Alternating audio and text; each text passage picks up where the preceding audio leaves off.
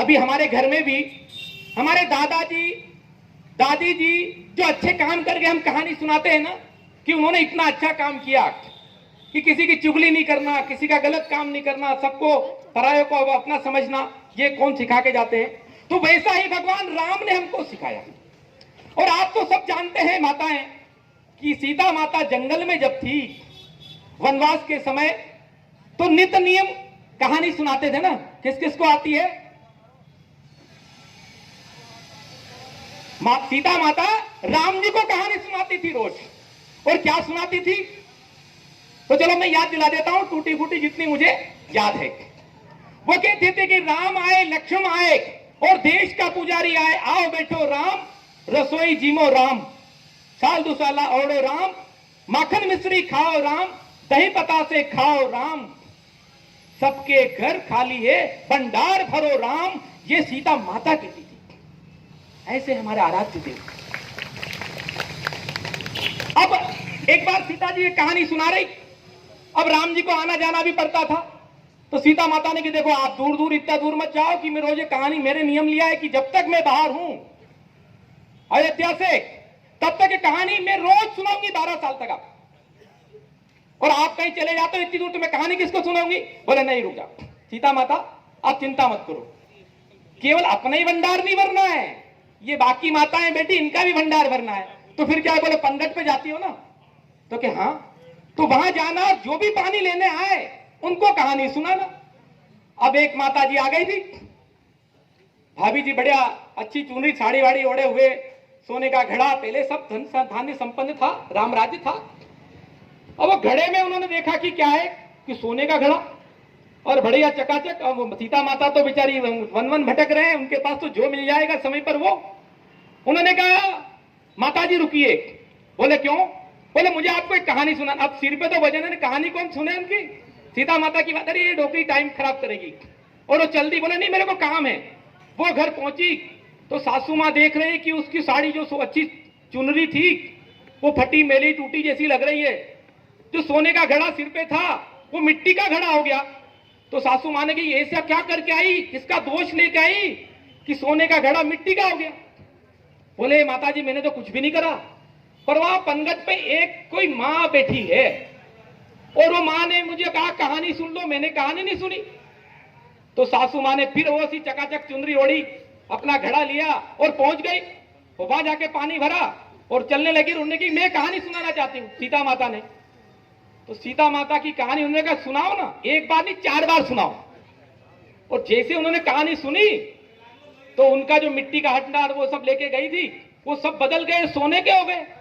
घर आई तो बहू ने पूछा माता जी ये क्या करा आपने? बोले ऐसा। तो फिर मेरे को भी कहानी सुनाओ।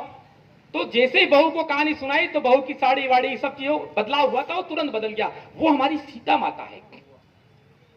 ऐसी सीता माता की कहानी। और ऐसे सीता माता के प्रभु राम का मंदिर बनने जा रहा है। पर मंदिर बनने में आप सोचो कि कितना संघर्ष हुआ होगा। तो सबसे पहले जब मंदिर के लिए, आप में से बहुत सारे लोग यहां खड़े होंगे जो कार सेवा में गए होंगे, हाथ खड़ा कर देंगे एक बार। है एक ही है, बाकी लोग अंदर होंगे कि बाहर होंगे। तो कार सेवा क्यों हुई? तो तय किया, अभी तो सब चीजें अपने सकारात्मक है, पर राम जी के लिए जाना तो ये कहा गया कि भैया वहां कोई आने नहीं देगा, कोई जाने नहीं देगा, राम जी का मंदिर बनाना है। तो कार सेवाएं हुई। मैं केवल आपको एक कार सेवा का छोटा वर्णन, क्योंकि मैं आपकी आत्मा को दुखी नहीं करना चाहता हूं। अब तो खुशी का दिन है, संघर्ष का काल खत्म हो गया है, सकारात्मक काल आ गया है, मानवता के उद्धार का काल आ गया है। पर आप याद करो कि भगवान राम के लिए जो लोग गए लड़ने 1999 की कार सेवा में, तो जब कार सेवा में जाते थे कि हमारा मंदिर है, तो घर में 12वां 13वां करके जाते थे, क्योंकि फिर वापस आएंगे इसकी गारंटी नहीं।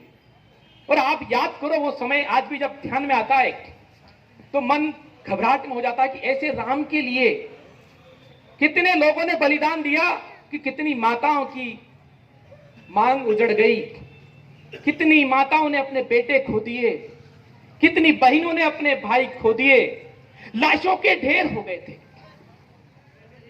1992 में फिर कार सेवा शुरू हुई। नंदी महाराज निकल जाएंगे, आराम से जाएंगे। ये शुभ संकेत है, भगवान शिव का वाहन, वो चले जाएंगे। 1992 में फिर कार सेवा हुई, जिसको आपको सबको पता होगा कि 6 दिसंबर 1992 को वो कलंक खत्म हो गया। और कलंक खत्म हो गया, उसके बाद भी फिर क्योंकि न्यायालय में मामला गया, हम कोर्ट को मानते हैं, हम न्यायालय को मानते हैं, हम संविधान को मानते हैं, तो कोर्ट में जब बात गई तो सामने वाले पक्ष ने आपत्ति की कि नहीं, भगवान राम का मंदिर नहीं है। और अपने पक्ष ने बात रखी श्री राम जन्मभूमि न्यास ने कि मंदिर है। तो हाई कोर्ट ने जजमेंट दिया कि चलो ये तो आप मिल बांट के कर लो कि 2.77 एकड़ जमीन में से एक हिस्सा इनको दे दे, एक हिस्सा उनको दे दे, एक हिस्सा इनको दे दे। तो हमारे पूज्य संतों ने कहा नहीं, हम एक एक हिस्सा नहीं करेंगे, ये तो पूरी जमीन भगवान राम की है, भगवान राम लला की है, हम इसमें कम क्यों लेंगे। तो फिर सुप्रीम कोर्ट में गए। तो सुप्रीम कोर्ट ने कहा कि हम ऐसे कैसे कहते कि आपका मंदिर है। तो बोले खुदाई कराओ। तो खुदाई कराई।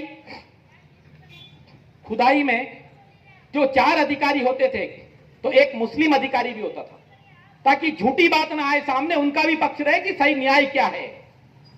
और खुदाई हुई तो खुदाई में भगवान राम के मंदिर के साक्ष्य ने मूर्तियां मिली, खंबे मिले, असंख्य सबूत मिले। अब उन सबूतों के आधार पर सुप्रीम कोर्ट ने निर्णय दिया कि यह भूमि पूर्णतः भगवान राम की है, और जब भगवान राम की भूमि है तो भगवान राम का मंदिर है और मंदिर बनेगा, उसको कोई नहीं रोक सकता। अब सारे पक्षों ने कहा था कि जब न्यायालय का निर्णय आएगा वो हम सबको मान्य होगा। जब 2 लोग लड़ रहे हैं, कोर्ट में गए, अब कोर्ट ने निर्णय कर दिया हमारे पक्ष में, तो फिर आपको भी मान्य है। तो बाबरी मस्जिद एक्शन कमेटी या जो भी है, सबको भी, पूरे देश को फैसला मान्य हुआ। अब इसके बाद कोई झगड़ा बचता है क्या?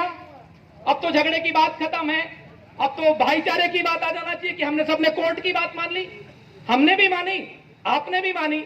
अब आता है विषय कि भगवान राम का मंदिर बनना है। थोड़ा पानी है। तो भगवान राम का मंदिर बनना है, तो वो कौन बनाएगा? देखिए, ये मंदिर किसने बनाया है? लाल माता का मंदिर किसने बनाया? सरकार ने बनाया कि आपने बनाया? किसने बनाया? गांव वालों ने मिलकर बनाया नहीं।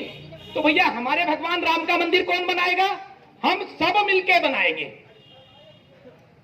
कोर्ट ने सरकार को कहा कि इसका एक ट्रस्ट बना दो, तो श्री राम जन्मभूमि तीर्थ क्षेत्र के नाम से एक न्यास यानी एक समिति बना दी।